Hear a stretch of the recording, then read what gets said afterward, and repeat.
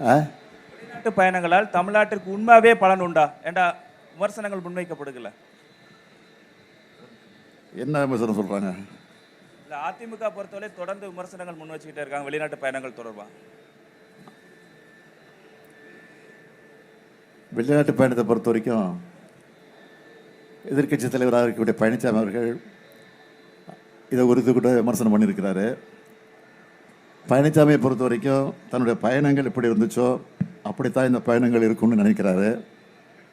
ஆனால் நான் கையெழுத்து போடக்கூடிய அளவுக்கு அனைத்து ஒப்பந்தங்களும் நடைமுறைக்கு வந்திருக்கு. தமிழக சட்டமன்ற தேர்தலுக்கு இன்னும் ஒரு 7 மாதம் தான் இருக்குது.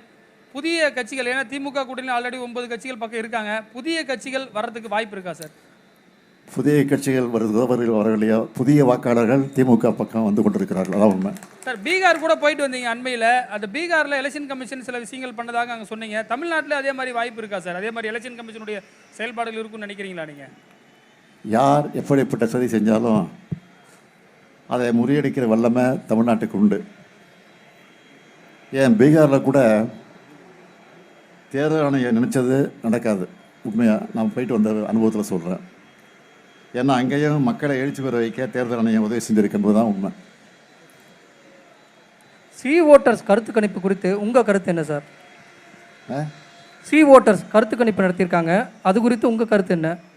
எந்த கருத்து கணிப்பு இருந்தாலும் எல்லா கருத்து கணிப்புகளையும் மிஞ்சி ஒரு அமோக வெற்றி தான் திமுக கூட்டணி பெறப்போகுது. அதில் எந்த சந்தேகமும் இல்லை.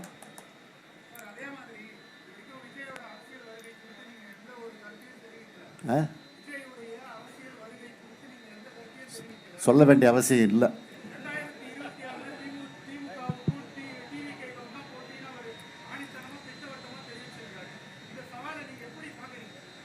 நான் அதிகம் பேச மாட்டேன், இதுக்கெல்லாம் பேச வேண்டிய அவசியம் இல்லை. பேச்சை குறித்து செயலில் நம்முடைய திறமையை காட்டணும், அவ்வளோதான் என்னுடைய கருத்து.